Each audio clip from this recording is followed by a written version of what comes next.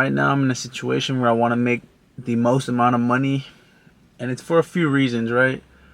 I'm young, I feel like I'm behind, and I do realize it, but it's hard to think about it at times. But I do have a set plan that I follow that I know will create the wealth I'm looking for. But then in moments, I catch myself, look around in my environment. Like, I have a roof over my head, I have a car that takes me to work, I'm able to enjoy things if I budget accordingly, right? And that's a blessing, and I'm very grateful and thankful. But I have this ambition inside of me that I feel like comes from different things. One, just I just want to be better and do better. Two, I look around and I see on social media, you see it especially, people your age doing better, doing good, and that's honestly motivation, man. It really is. And it makes me feel like I can do those things also. And that's part of the reason why I'm coming on here and telling y'all. Because y'all probably have the same feeling. Another thing is, too, I find myself at times feeling a little down or insecure in a way where I don't have as much as others have. And then I don't ever feel a type of hate towards anybody. I always look at other people's situations, and it just motivates me to know that if I lock in and do what I gotta do, learn, develop, I can also reach those things. You know what I'm saying? But then I think it's a bad thing that I compare and I'm like, damn, I'm this old, I should be like this right now. I should be like this right now. But everyone has their own timelines, and I understand that. But look, I lost a lot of money trying to make more money when I could simply just do what I do. Because think about it, I do have a set plan with my retirement and safe investment that I do budget into every month. But then it's a slow progress, but it will work out in the long term, right? But it's slow. My friend hits me up. He's hit a couple plays trading stocks, options, right? And I'm like, damn, bro, like, I'll throw a little bit into it and let me try to make the most I can out of this. So this is where my mistake was, because I lost like $2,500 by now, and that's a lot of money. It honestly is. To some people, it might not be anything, but to me, right now in my situation, that's a lot of money that I can't afford to lose. But I did, and let me tell you exactly why I lost it, how I lost it, and what I've learned. One, I wanted to make money quick, easy. I know it wasn't easy, but my mind was like, oh man, I just hit some plays, I'll make some money and I'm good. So boom, already going into this with the wrong mindset. Two, I didn't do no prior research, no studying, didn't read a book, didn't watch videos, didn't do anything. I jumped into it blindly. So it really was a gamble, 50-50. It could have gone either way. But those aren't good odds, really. Three, I was in an emotional spot in the sense of, like, I really felt the need to create income because I feel like I wasn't. And I think part of it was because I felt bad in myself with the amount I've been slacking and lacking on the things I shouldn't be. So I felt like by creating money or generating money, it would compensate for all those other things I'm lacking in right now.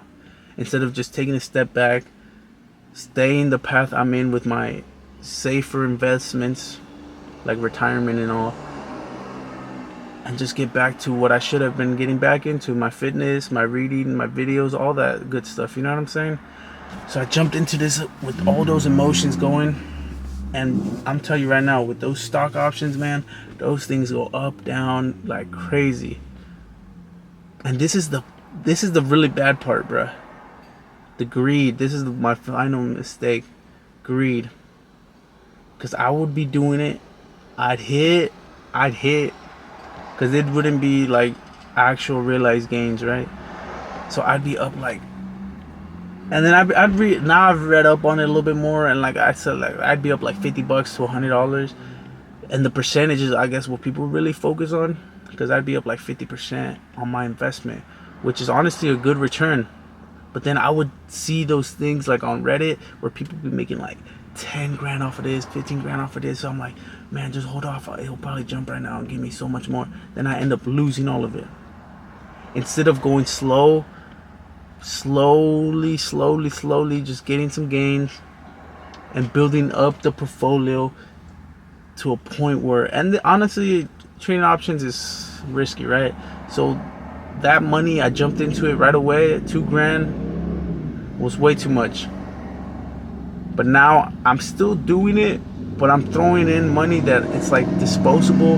And by disposable, I mean like I make sure I handle all my other things, and then with that little bit of extra income I have, I'm gonna throw it in there and try to make some plays happen.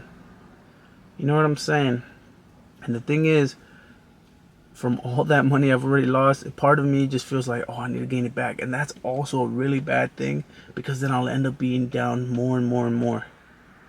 So that's also scary. And in a way, I should really just take a step back and be like, you know what, I'm done trading. Took my L. Let's just keep it safe how I have been. But that ambitious side of me and that ego side of me, or whatever side of me that really just wants to get that money back, I don't think I'll let that slide, man. I'm going to be slowly in the market until I recoup all that money. And that's very dangerous. I know it is. But I know I will.